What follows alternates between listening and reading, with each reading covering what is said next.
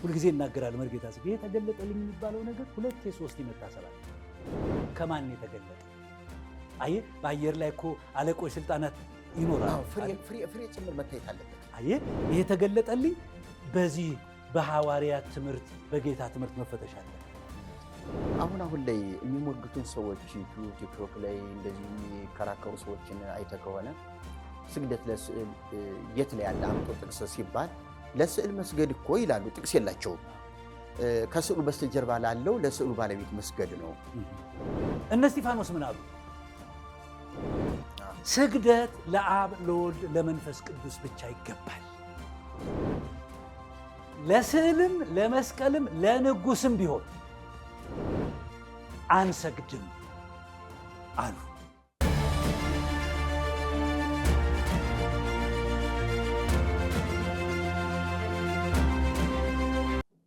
ላሳይ ከ1278 እስከ 1286 ነግሰው የነበሩት አጼ ያግባ ጽዮን ተኝተው በነበረበት ጊዜ ዛሬ ማታ በህልም እመቤታችን ተገልጻ ለልጄ መስቀልና ለስዕሌ ስገዱ ብላኛለች የሚል ራእይ አየሁ ነው የሚሉት። ተገልጣ ነገረች ነው የሚሉት። መቼ? 1278 ጀምሮ ማለት ነው። ልብ በል፣ ተገልጣ ነገረችኝ ነው የሚሉት። አሁን እንግዲህ ቤተ መንግስትና ቤተ ክህነት የተጋቡ ስለሆነ ይሄ ትምህርት ቀጥታ ወደ ቤተ ክርስቲያን ነው ሄደው። አዎ ህልም አየሁ ማለት በጣም ይታመን ነበር። ይሄ ትምህርት ቤተ ክርስቲያን ቢሆን ኖሮ ህልም አየሁ አይሉም። አይ በዚያን ጊዜ ይሄ ትምህርት በቤተ ክርስቲያን ቢሆን ኖሮ ለመስቀለኛ እንጨት መስገድ፣ ለስዕለ ማርያም መስገድ ቢኖር ኖሮ አይታይም ነበር። ህልም አየሁ ብለው አዲስ ነገር ያመጡ። አሁን አዲስ ክስተት ውስጥ እየተገባ ነው። አይተሃል? በዚህ ዘመን እየተሰገደ ከሆነ ያ ህልም ምን ትርጉም አለ? ምንም ትርጉም የለም። እየተሰገደ ነው። አሁን እኮ ስላልነበረ አዲስ መገለጥ አመጣችላቸው።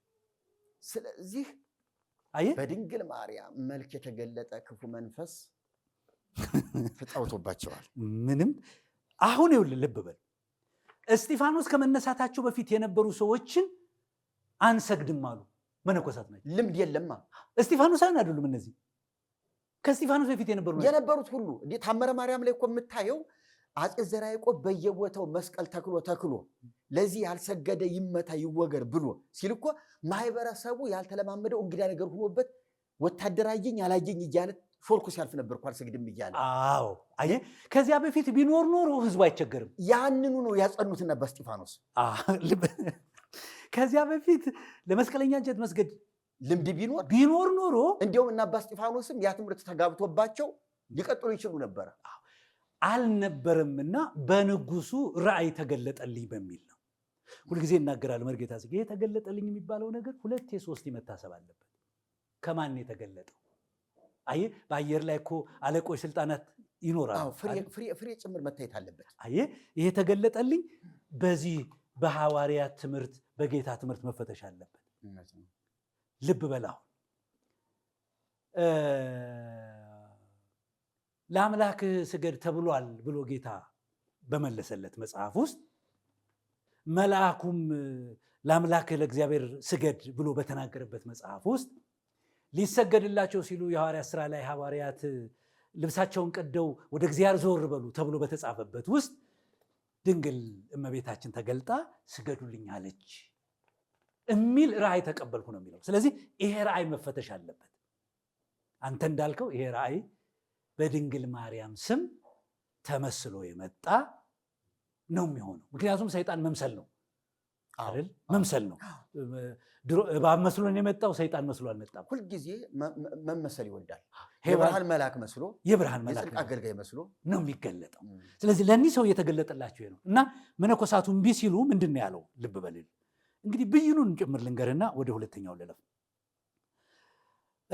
ያልታዘዘ ብላኛል መስገድ ይገባል ብላኛለችና ያልታዘዘ አንገቱ ለገመድ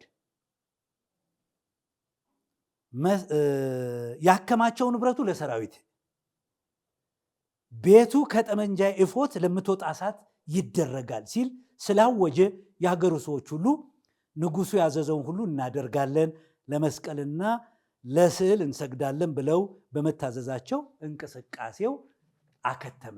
ተገደሉ። እነዚያ ህዝቡ ግን ንጉሱ ብለዋል። አንድ ሊቀ ጳጳስ አላለም።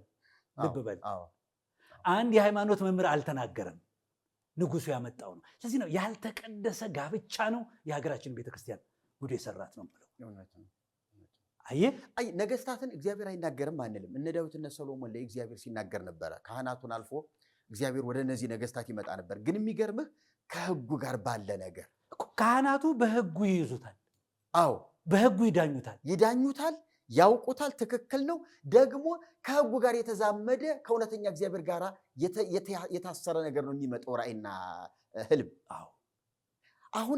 አሁን ላይ ስትመለከተው ግን ባዕድ አምልኮን ቀጥታ ወደ ቤተ መቅደስ የማስገባት ጣዖታዊ ስርዓት ነው እና ካህናቱ ደግሞ ይህንን የመመርመር አቅምም ፍላጎትም የላቸውም። ንጉሥ አይከሰስ ሰማይ አይታረስ የሚል ፈሊጥም አላቸው። ሁለተኛ ነገር ጳጳሱ የውጭ ዜጋ ነው፣ ምን ተባለ ምን አልተባለ ብዙም ትኩረት አይሰጥም። እንዲሁ ዝም ብሎ ይሄድ ነበረ። በጣም ከባድ ነገር። ስለዚህ ይሁን እግዚአብሔርን እያመለኩ መኖርን የጣሱት ነገስታቱ ናቸው። የተባበራቸው ዝም ያለው ካህናት ነው። ህዝቡስ ፈርቶ ነው። አየህ፣ አገልጋዮቹ ሊሟገቱ አልፈለጉም። አልተጻፈም እንደዚህ ብለው አልከለከሉትም የንጉሱን ህልም። ስለዚህ እግዚአብሔርን እያመለኩ መኖር መመሪያችን ነው ይበሉ እንጂ ዶክተር መስከረም እግዚአብሔርን ማምለክ እየሻሩ የነበሩት እነዚሁ ሰዎች እንደሆኑ ግን በዚህ ማስረጃ እናያለን። አፄ ይስሐቅ ካለፈ በኋላ በአፄ ዘርዓ ያዕቆብ ዘመነ መንግስትም እነዚህ ሰዎች አፄ ዘርዓ ያዕቆብ ጋር መጡ። አፄ ዘርዓ ያዕቆብ ሲመጡ አሁንም የተደገመው ይሄን ነው። አየህ፣ አምልኮትን በተመለከተ ነው ክርክሩ የነበረው። እነ እስጢፋኖስ ምን አሉ? ስግደት ለአብ ለወልድ ለመንፈስ ቅዱስ ብቻ ይገባል፣ ለስዕልም ለመስቀልም ለንጉስም ቢሆን አንሰግድም አሉ። ኦኬ፣ ይሄ መጽሐፍ ስለ ስግደት ምን ይለናል? ስለ አምልኮ ምን ይለናል? አየህ፣ ዶክተር መስከረም እግዚአብሔርን እያመለኩ መኖር ነው ብለው ካሉ አፄ ይስሐቅን ዘለልናቸው። አፄ ዘርዓ ያዕቆብም ስንመጣ ይሄው ተደግሞ ለአብ ለወልድ መንፈስ ቅዱስ ብቻ ስግደት ይገባል ያሉ ወደ ስር ነው የገቡት። ተርተኛል፣ ወደ ስር ነው የገቡት። ጌታችን ኢየሱስ ክርስቶስ የማቴዎስ ወንጌል ምዕራፍ 4 ላይ እኮ ይሄንን ነው የተናገረው። አንዴ ስገድልኝ ነው ያለው። በነገራችን ላይ መርጌታ ጽጌ ሰይጣን ከጥንት ጀምሮ እንደ እግዚአብሔር ሊሰገድለት በዙፋኑ ሊቀመጥ በልቡ እኮ እንዳሰበ ይላል መጽሐፍ። እግዚአብሔርን የማስቀናት ነገር በቃ ተልኮ ከመጀመሪያ ጀምሮ አለበት። ዙፋኑ ላይ የሚቀመጠው ለምንድን ነው? እልፍ አላፍ ሲሰግዱለት አይቷል እግዚአብሔር። ስለዚህ በልዑል ልመሰል ብሎ ነው ያሰበው። በልዑል ልመሰል ማለት ስግደት ላግኝ፣ አየህ፣ አምልኮ ላግኝ፣ ዝማሬ ላግኝ፣ አየህ፣ ክብር ሙገሳ ላግኝ የሚል ምኞት ነው የነበረው። እግዚአብሔር ግን እሳቱን ከውስጡ አውጥቶ ጣለው ነው የሚለው። ድርድርም አላስፈልገው። ከዚያ በኋላ ነው መጥቶ አዳምን በማታለል ስግደት ያገኘው። አይታል፣ ስግደትን አገኘ። ይሄ ጥማቱ በዘመናት መካከል አይቋረጥም። አሁንም በልዩ ልዩ መንገድ የጸጋ የአክብሮት ምናምን በሚል ሰይጣን እንዲሰገድለት በኤጀንቶቹ በተወካዮቹ ይሰራል። በነገራችን ላይ ይቺ ምድር የሰይጣን ዙፋን ያለባት የሰይጣን ማህበረተኞች ያሉባት ናት ይላል ራዕየ ዮሐንስ ላይ። ኢትዮጵያ ማለት አይደለም፣ ምድር የሰይጣን ዙፋን ያለባት የሰይጣን ማህበረተኞች ያሉባት ነው። ስለዚህ በማህበረተኞቹ አማካኝነት ሃይማኖታዊ መልክ በመስጠት የጽድቅ አገልጋይ በመስጠት ስግደት የሚቀበልበት መንገድ ይፈልጋል። ስለዚህ እዚህ ቦታ ላይም የተነሳው ስግደት አምልኮ ነው። ስለዚህ እግዚአብሔርን ማምለክ በትክክል የመሩት እስጢፋኖሳውያን እንጂ ዘርዓ ያዕቆብም አፄ ይስሐቅም አይደሉም፣ ካህናቱም አይደሉም። አሁን ላይ የሚሞግቱን ሰዎች ቲክቶክ ላይ እንደዚህ የሚከራከሩ ሰዎችን አይተ ከሆነ ስግደት ለስዕል የት ላይ ያለ አምጦ ጥቅስ ሲባል ለስዕል መስገድ እኮ ይላሉ። ጥቅስ የላቸውም። ከስዕሉ በስተጀርባ ላለው ለስዕሉ ባለቤት መስገድ ነው እሺ ይላሉ። ልክ አሁን ምናልባት እኒህ ሴትዮ ለመስቀል መስገድ መስቀል ላይ የተሰቀለውን ጌታን ለማክበር ነው። ለእመቤታችን ስዕል ተብሎ ቢሰገድ ከስዕሉ በስተጀርባ ስዕሉ የገለጣትን ድንግል ማርያምን ለማክበር ነው እንጂ አምልኮ ባይድ አይደለም ብለው ነገሩን በራሳቸው ፍልስፍና ለማጠጋጋትና ለማስተሳሰር ይሞክራሉ። ሲጀመር ለስዕሉ ብቻ አይደለም ራሱ አካሉ መልአኩስ ቢገለጥ እንዲሰገድለት እንደው አሁን ስዕሉ መልአኩን ስለሚወክል ነው ተባለ። የስዕሉ ባለቤት መልአኩ ቢገለጥስ ስገዱ የተባለበት ቦታ አለ ወይ? ይቺ ነገር እኔም ሰምቻታለሁ። ስዕሉ ለሚወክለው ነው እንጂ ለስዕሉ አይደለም የምንሰግደው የሚሉ አሁን የመጡ ወጣቶች አሉ። እኔ አንድ ነገር ላሳይ። እኔ አሁን አንድ እንግሊዝ ሀገር ያለ አንድ ወንድም አለኝ፣ ማለት በጌታ ያወቁት ወንድሜ ሙሉ ውክልና ሰጥቶኝ ለቤቱ ለንብረቱ እኔ ተወካይ ነኝ። ይሄን ውክልና ይዤ በሄድኩበት ቦታ በሙሉ በዚህ ውክልና መሰረት እንደሱ ፈርማለሁ። እንደሱ መውሰድ ያለውን ሙሉ ስልጣን ትወስዳለህ። እወስዳለሁ። ተረድተኛል። ለምሳሌ ቤት ንብረት ቢኖረው ማከራየት፣ መሸጥ፣ መለወጥ ቢሆን እንደሱ ሆኜ፣ አክሲዮን መግባት፣ አክሲዮን መካፈል ቢሆን እንደሱ ሆኜ አይታል። ውክልናን አቅለው የሚመለከቱ ሰዎች ለማምለጥ የሞከሩበት ነው። ይሄ አሁን የድንግል ማርያም ተወካይ ነው ተብሎ የተባለው ስዕል ድንግል ማርያም የሆነችውን ሁሉ ይሆናል ማለት ነው። የምታደርገውን ያደርጋል ማለት ነው። ያደርጋል። አፍ አውጥቶ ላብ አውጥቶ ደም አንጠፍጥፎ አሁን ይሄን እያመጣ። ስለዚህ ድንግል ማርያም ተወካይ ስላስቀመጠችልን ወደ እሷ መጸለይ የለም። ስዕሉ አይበቃናል። የጌታ ስዕልም እንደዚሁ የጌታ ስዕልም ይወክላል፣ የሥላሴ ስዕልም ይወክላል። ስለዚህ ሥላሴ ምንም አያደርጉልንም። አሁን ውክልና ሰጥተዋል በስዕላቸው። ገብተዋል። ውክልና በጣም ከባድ ነገር ነው። ሙሉ ኃላፊነት ነው። እኔም ውክልና የወሰድኩበት ቤት ስላለ ለምን መሰለህ እኮ አሁን ለምሳሌ ስግደት ለእግዚአብሔር ነው የምናደርገው፣ አምልኮ አይደለም። ይወክሏል ስዕሉ። ስለዚህ የአምልኮ ስግደት ነው የምናደርገው፣ የአክብሮት አይደለም። ሆኗል። የአክብሮት ካረግነው ተወካዩን ማቅለል ነው። ማን ወካዩን ማቅለል ነው። ለምሳሌ እኔ መንግስት ቤት ብሄድ በዚህ ወንድም ስም እና ስልጣን ነው የምሰራው። እሺ እኛ ወኪል ይሆናል ከስዕሉ በስተጀርባ ያለውን ጌታን ማምለክ ነው ብለው ካሉ ጌታ የስዕሉ ባለቤት የሆነው ጌታችን የስቅለቱን ስዕል ሙሉ ውክልና ሰጥቼዋለሁ ብሎ ያረጋገጠበት ሰነድ አለን ወይ? የሌለውን እንዳለ አድርገው ስለቆጠሩ እኮ ነው አሁን እኛ ከስዕሉ ጋር የተጋጨ ነው እንጂ ጌታማ መንፈስ እኮ ነው የሚመለከው፣ በመንፈስ ነው። እግዚአብሔር መንፈስ ነው፣ የሚመለከው በመንፈስ ነው። አብ እንዲህ አይነቶችን በእውነትና በመንፈስ የሚያመልኩትን ይሻቸዋል ይለናል። ስዕል ወክለን እንዲያውም አንድ ነገር ልንገርህ። አንዱ ትልቁ ችግር የተፈጠረው ነግሬሃለሁ፣ ባለፈውም አንስተናል። ሥላሴ ጾታ አላቸው የላቸውም በሚለው ክርክራችን ጭውታችን ውስጥ በህዝቡ እህት ሥላሴን ፊዚካል እንደኛ አይነት ሰውነት ቀርጸን ሥላሴ ናቸው ብለን ስላል እንዳሳሳት ነው መታወቅ አለበት ብለናል። አይ ቤተ ክርስቲያኒቱ እጅ እግር ፂም ያላቸው አይተን ፀጉር ያላቸው የሸበተ ነገር ቀሚስ የለበሱ በጃኖ በምናምን የደመቀ በወርቅ የተንቆጠቆጠ ስዕል ያለባቸው 3 ሰዎችን አሳየ። ተረድተኛ ስሉስ ቅዱስ አልንና ቁጭ አለ። እሱን አይተህ አንተ በአንተ ህሊና እንዲቀረጽ የተፈለገው ይሄ ነው። እውነት ለመናገር እኔ በዚህ ህይወት በነበርኩበት ጊዜ የትኛውንም ስዕል ቅዱስ ገሌ፣ መልአኩ ገሌ፣ ስሉስ ቅዱስ፣ ድንግል ማርያም ተብሎ የተሳለውን ስዕል ሳይ ከስዕሉ በስተጀርባ ሌላ አካል አለ ብዬ አላስብም ነበረ። ሁለንተናዊ ነገሩ ስዕሉ ላይ ብቻ ያለቀ እኔነት ነው የነበረኝ እውቀት። ልክ ነው። ድንግል ማርያምን ስዕሉ ሳይ የምስለ ፍቁር ወልዳ ስዕል አድህኑ የሚባል አለ አይደል? የማዳን ስዕል።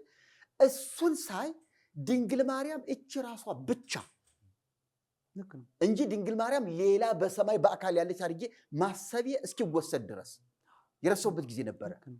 እና ትምህርቱ በሰው አስተሳሰብ ውስጥ የፈለገ በእውቀት ብናድግ እንኳን ለምን ብሎ የመጠየቅ አቅሙ በጣም ደካማ ነው። በደማችን በውስጣችን ስለቀረ ለዚህ ነው ዘጸአት ያለ ማን ነው ድምፅ እንጂ መልክ አላየህም እና ተጠንቀቅ ይላል። አየህ? መልክ እግዚአብሔር መልክ አላሳየም። ስሙ የተመሰገነ ይሁን።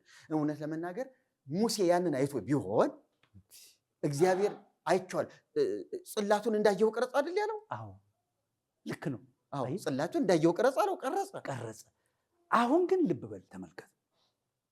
በተለይ በአዲስ ኪዳን ሚስጥር ተገልጦ ክርስቶስ መጥቶ ልብ በል አሁን ኪዳን ተለውጦ ነገር ተፈጽሞ ባለበት በዚህ የብርሃን ዘመን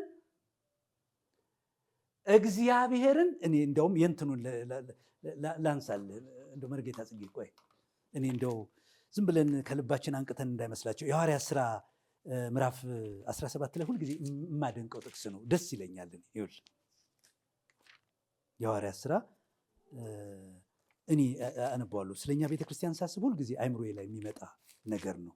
ምን አለ ይሄንን ቢያነቡልኝ ይላለሁ። ምን ይላል መሰለ? ይኸውልህ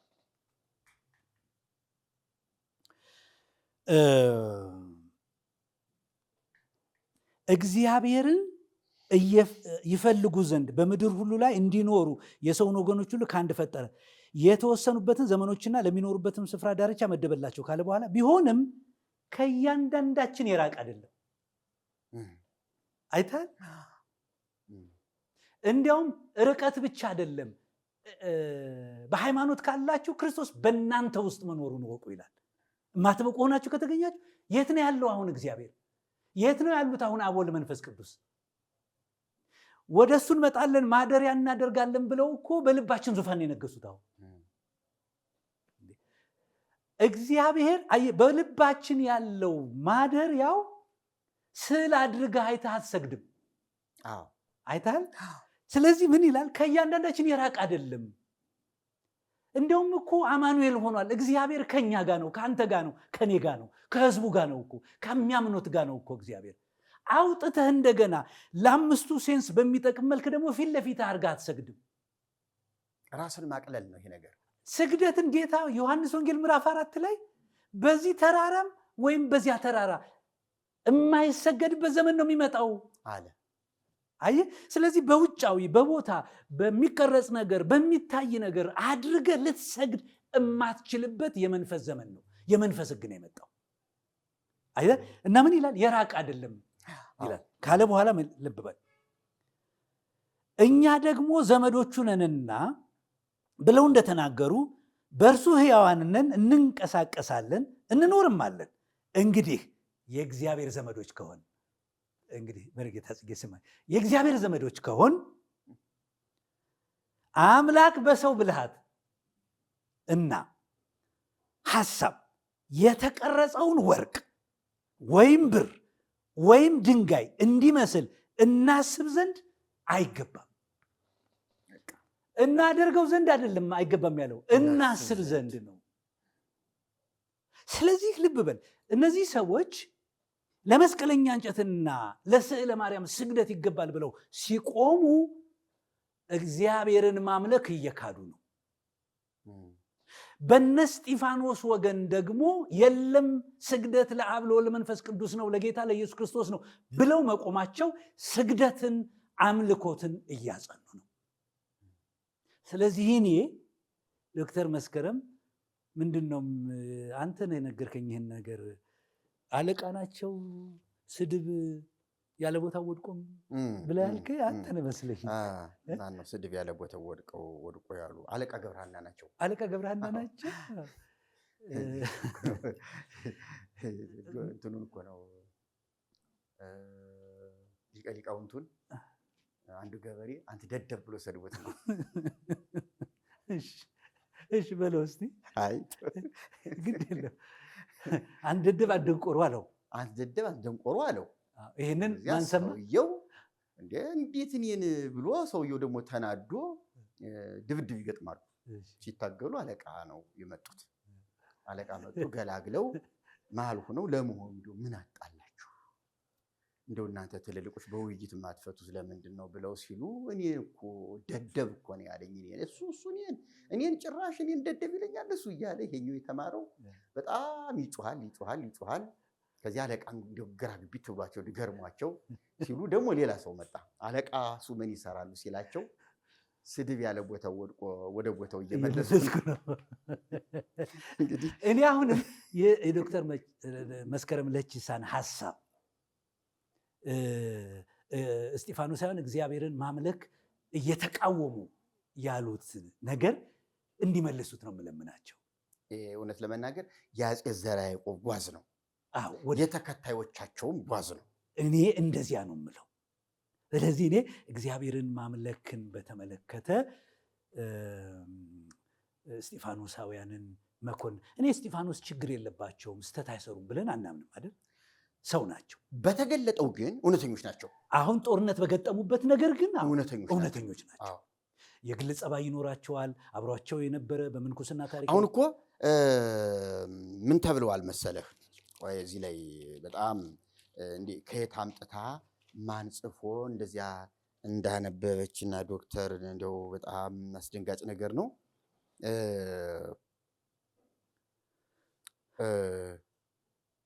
ሴሰኞች ነበሩ፣ ስራየኞች ነበሩ፣ አስማተኞች፣ ምታትን የሚወዱ ነበሩ፣ ጸረ ኢትዮጵያ የነበሩ አደገኛ የፖለቲካ ተዋናዮች ነበሩ። እንዲሁ በዋናነት ግን ሴሰኞች አንደኛ ይሁዳውያን ነበሩ። መሲሁ ገና ይወለዳል ብለው የሚያስቡ ነበሩ፣ የሚያምኑ ነበሩ ነው ያለቻቸው።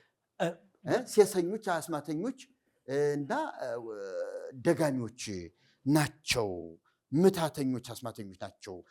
አይ ቲንክ ይሄን ነገር ቆርጠን እዚህ ቪዲዮ ላይ መጨመር ይኖርበታል።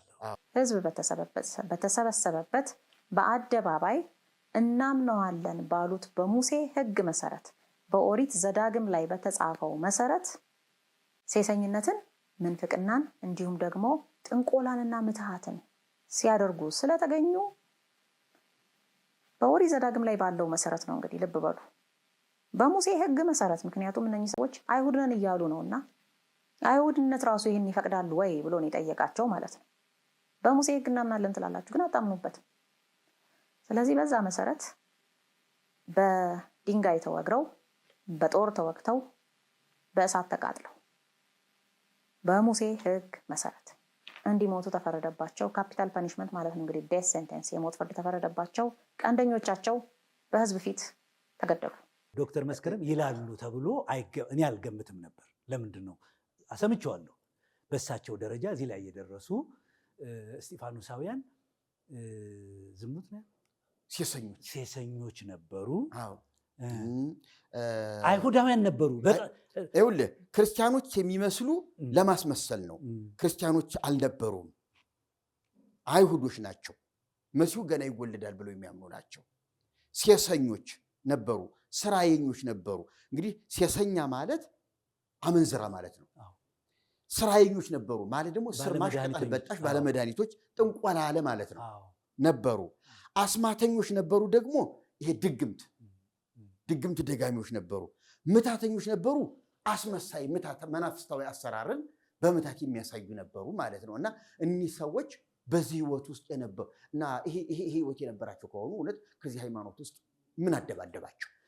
እኔ የማይመስል ዶክተር መስከረምን የነዚህን ሰዎች ይህን ታሪክ እንግዲህ እኔ ሊቀጠበብት ነው የምላቸው ፕሮፌሰር ጌታቸው ኃይሌ ሳያዳሉ ነው እውነቱን የጻፉት። እነዚህ ሰዎች በዘር አይሁዳዊ ሊሆኑ ይችሉ ይሆናል፣ አናቅም። ምክንያቱም በትግራይ በጎንደር ነበሩ አይደል አይሁዶች፣ በጎጃም ነበሩ። የአይሁድ ዘር ሊኖራቸው ይችላል። ግን መቻመኑበት እስራኤል ዘነፍስ ይበልጣል አይደል ያሉ እስራኤል ዘነፍስ ይበልጣል ብለው እስራኤላዊነትን አይሁድነትን ዝቅ አድርገውታል በጣም። ሁለተኛ ይወለዳል አሉ ያሉትን ወይዘሮ መስከረም እሳቸው ዛሬ ኢየሱስን እንሰግድለታለን ብለዋል። እየተከራከሩበት አይደለም እየተከራከሩበት።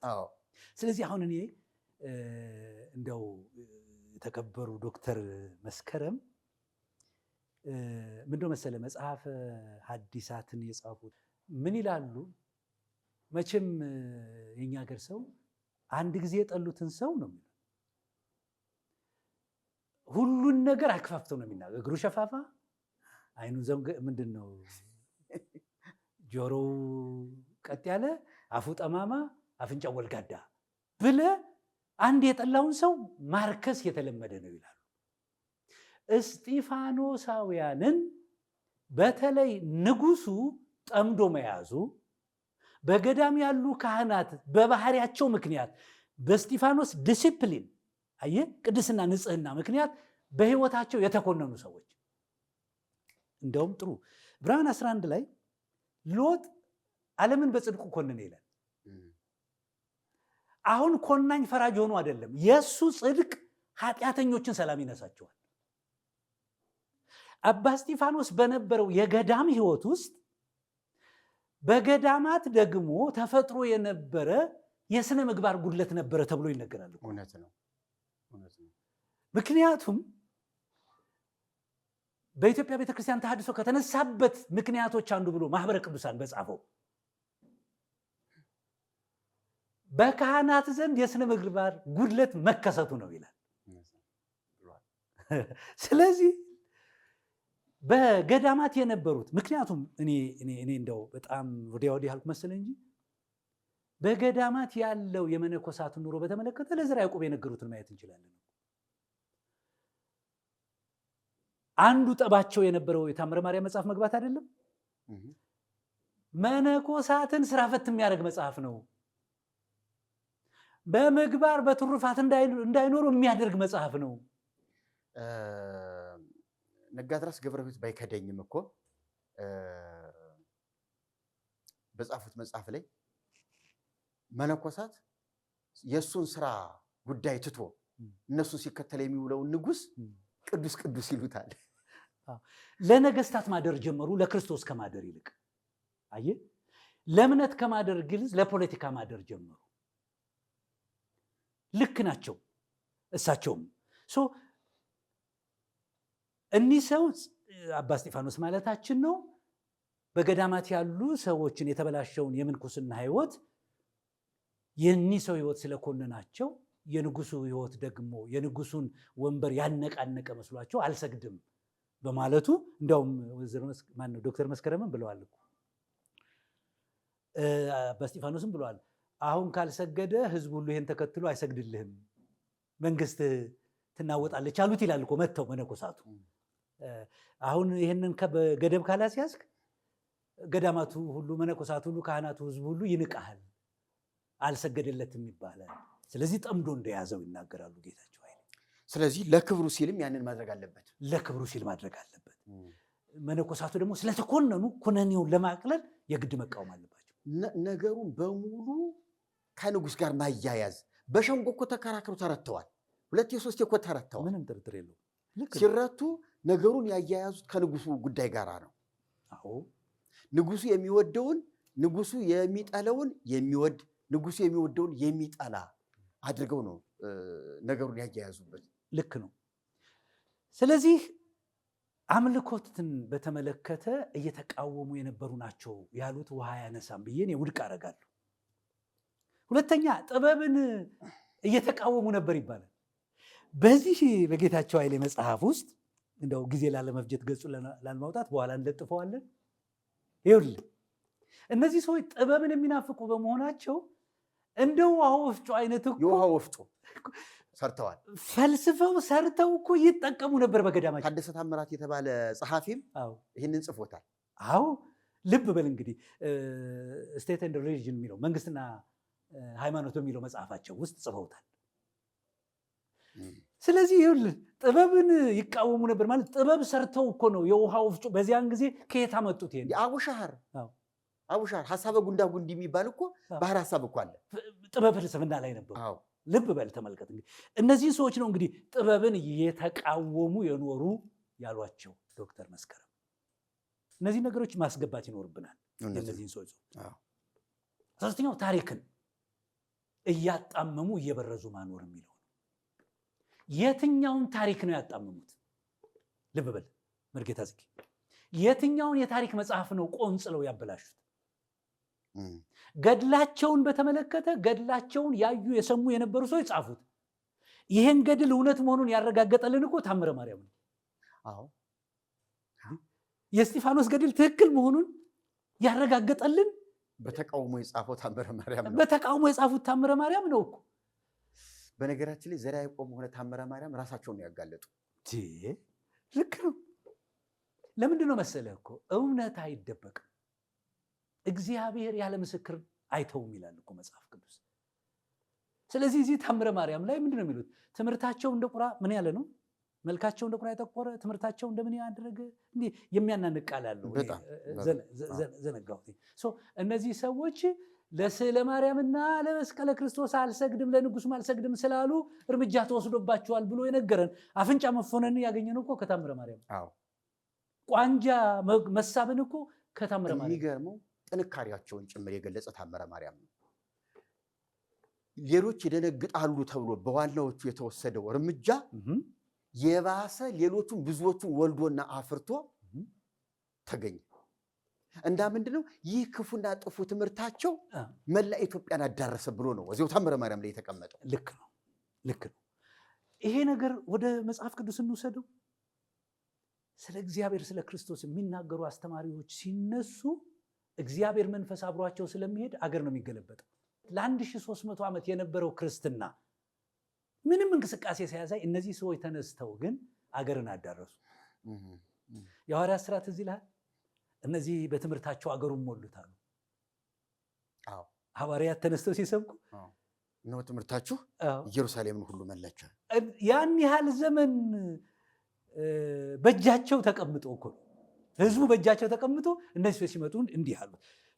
እኔ አንድ ነገር ላሳይ። አምልኮተ ባዕድነቱን የማሳየው ዶክተር መስከረም ያሉትን ልንገር። ዘርዓ ያዕቆብ አንድ አዋጅ አወጣ። ምን ይላሉ? በግንባርና በእጅ ጽሑፍ እንዲጻፍ ተደረገ። በግንባር ላይ እኔ የአብ የወልድ የመንፈስ ቅዱስ ነኝ የሚል ይጻፋሉ። በቀኝ እጅ ላይ በክርስቶስ አምላክነት አምናለሁ አሉ። በግራ እጅ ላይ በማርያም ስም አምኜ እኔ የእርሷ ባሪያ ነኝ የሚል ይጻፍ ብሎ አጻፈ ይላል። እንግዲህ አገር ይስማን፣ መርጌታ ጽጌ ህዝብ ይወቀው። በከየት የቀዱት ትምህርት ነው? እንዲያው ራዕየ ዮሐንስ ላይ ልክ ነው፣ በግንባር ላይ ይጻፍ የሚላል አይደለም? የአባቱና የልጁ ስም ነው ያለው፣ ሌላ አልተጻፈም ነው የሚል እንዲጻፍ የተፈቀደው። ሌላ ጽሑፍ ደግሞ የአውሬው ቁጥር ነው እንዲጻፍ ያስገደደው። እነዚህ ሁለቱ ናቸው ጽሑፍ ያለ በግንባር ላይ።